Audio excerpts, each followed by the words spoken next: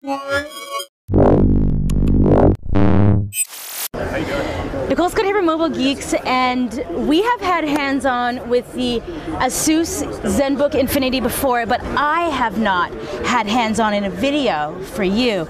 Now, you know that I have been a ZenBook user. I had the UX31, and it held up. It was fabulous. Actually, my roommate is still using it, and it's still kicking. I'm right now using a Yoga and a Yoga 2 Pro, which so expect some videos around that. And then after that, this should be out on the market, and I should have this in my hot little hands. Now, this is a gorgeous Ultrabook. It is super light, probably 1.4 kilos, but look at this. Dun, da, da, da. I don't know if that's catching in the glorious sunlight there, but it is a stunning backlit. This is the navy blue, and I totally love it.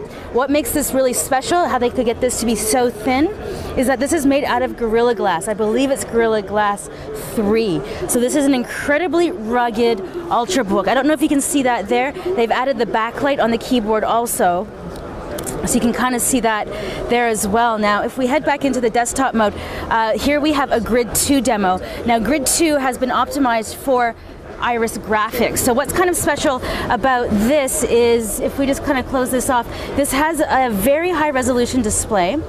So actually, first here you can see the Iris graphics. That's the 5100. So what does this mean? This means high-end intensive gaming. And for me, since I'm not really a gamer, and if you've watched my Android videos, you will know this full well. But why I really enjoy it is because Adobe now has a couple of features that they've enabled with Premiere. So I do a lot of video editing. Clearly, you know that I edit videos for you. So knowing that I can make higher quality videos on such a thin and light machine faster is something that I'm really interested in having. So again, with the great display resolution of 2600 by 400, I think, by 1400, we have the DisplayPort, so we'll be able to export that onto another display at full resolution, which is great. Here we have USB, full-size card reader. Around the front, we don't really have much else. Around the other side, here you can see there's a little speaker there. That's one of the Bang & Olufsen ICE speakers. And then here we have the headphone jack, mini HDMI, USB, and then the PSU for the power. Along the bottom, this is just sealed, unfortunately. I would love to be able to open that up. But the call letters on this are actually UX31L. I always just called it the ZenBook Infinity, but that's kind of interesting. So I've been talking to Asus about getting a review unit of this, and I am crazy excited to get my hands on this because it's a high power machine. Now, because I do video editing and I'm really into productivity, I never really thought that I would need high-end graphics, except for the fact that I do multimedia. So I'm excited to really test out the Iris graphics on like a 1.4 kilo machine.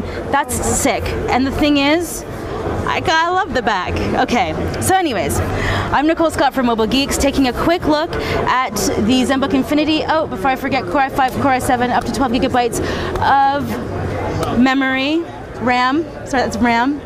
And it should be a 256 or 500 terabyte SSD in there. So again, Nicole Scott from Mobile Geeks, having my first hands-on, giving you my impressions of what I think probably the most beautiful Ultrabook currently on the market.